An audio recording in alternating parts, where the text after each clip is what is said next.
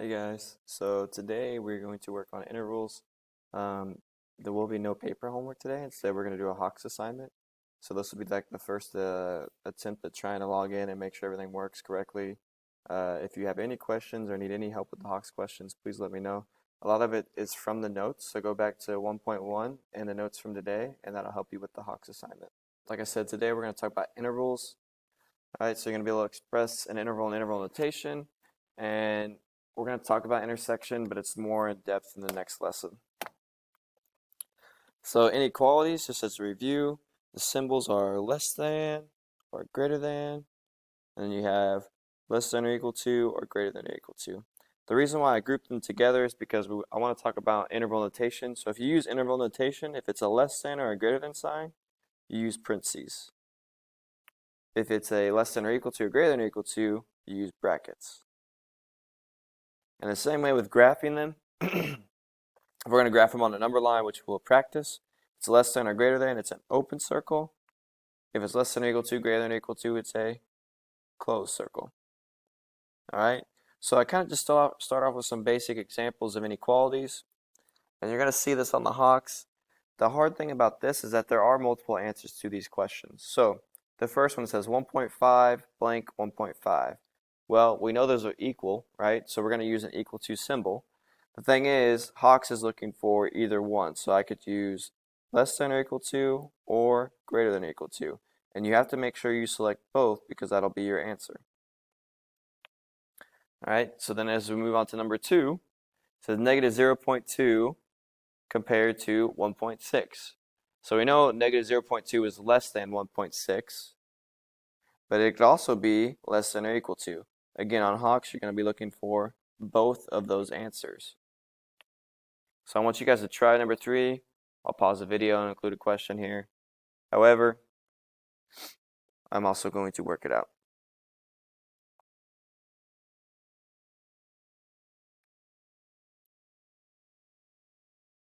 So hopefully you pick greater than or equal to or greater than.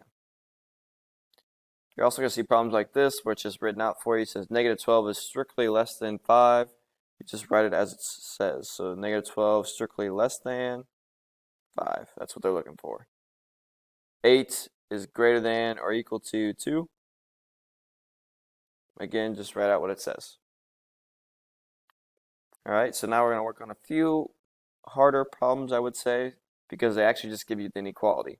So they're going to give me x is greater than 3.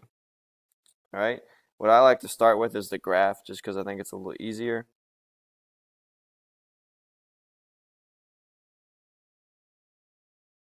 So as I make my number line, I need to decide, is it going to be an open circle or a closed circle? Well, if you go back up to the top, greater than means it's going to be a open circle. So I have open, x is greater than, think about that, greater than. So I need to find every number that is greater than 3. So would I shade to the right or to the left? Well, you can test a number on your number line to see. So is 4 greater than 3? Yes, so that means I want to shade that way. And that's how I graph my inequalities. Set builder notation, you're going to see a little bit of that later on. We'll do some examples. So you just write it like this, x such that, and then you write your inequality right here, and then you close your set. And that's set builder notation. Interval notation, I think, is the hardest. If I want everything greater than 3, I got to have a starting point. So my starting point would be at the number 3, which we're going to use a parenthesis. So again, because it was greater than, up here at the top, I use a parenthesis. Now, we talk about positive infinity and negative infinity. Which way are you going? You're going to the right, so that means I'm going to positive infinity. If you ever use an infinity sign, guys, it's always a parenthesis. And I'm going to write that out to the side.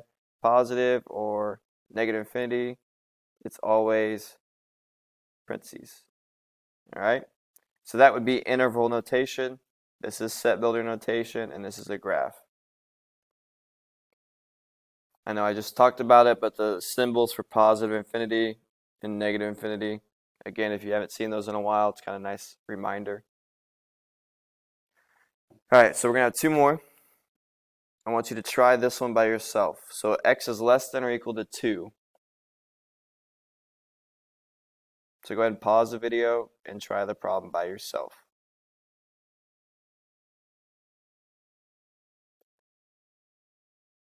If you're coming back from the pause, hopefully you can compare it to mine. So my graph, I decide, am I going to use an open or a closed circle? Well, in this case, I'm going to use a closed circle because it's less than or equal to. So I'm going to put a closed circle on 2. Now I have to decide which way do I shade. X is less than or equal to 2. Do I want to shade to the left of 2 or to the right of 2? Well, let's pick a number and try it. Is 1 less than 2? The answer is yes, so I want to shade that way. Set builder notation again. Just copy the inequality in there. Pretty easy. We're going to talk about the representation of set builder notation at the end. Interval notation. This is what I think is the hardest one. Where is your starting point or ending point?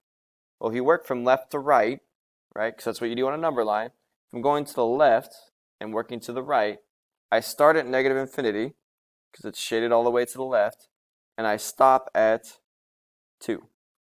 Again, you read these number lines from left to right, and that's how you write your interval notation. Why did I use a bracket on 2? Because it's a closed circle, and I have less than or equal to. That's what that's telling me, to use a closed circle. Moving on to the next one. Negative 5 is less than x, which is less than or equal to 2. Right? So if I make my number line, I encourage you to pause it right here and go ahead and try this by yourself. I will work it out, but it is nice to see if you know what you're doing.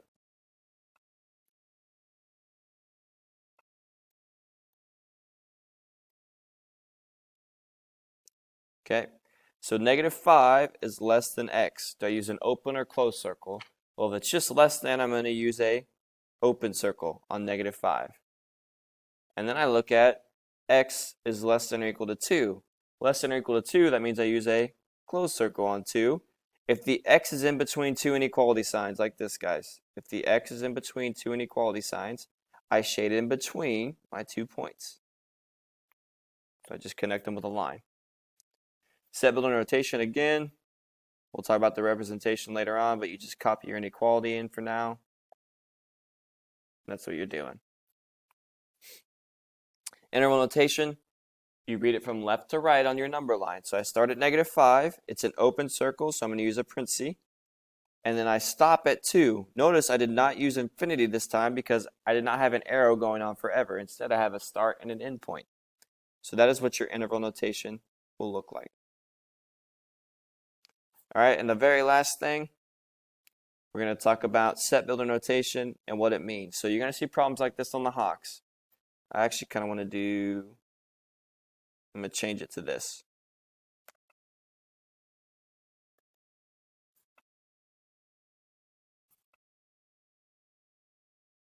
All right, so if you read the problem, it says express your answer as fractions in simplest form.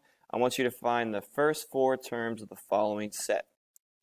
So what that means is after your line right here in set builder notation, you're looking at this. So this is what I'm going to use as my equation. Now, they give you a stipulation. They say x is a natural number. Think about the real number set, which we did in the last lesson. What is our first natural number? Well, natural numbers are counting numbers. So the first one would be 1, next one would be 2, then 3, then 4. That'll help me find the first 4 numbers, or the first 4 terms in this set. What you have to do is you take the first natural number and you plug it in for x. So 1 plus 9 over 2 equals 10 over 2, which equals 5. So my first number in this set would be 5.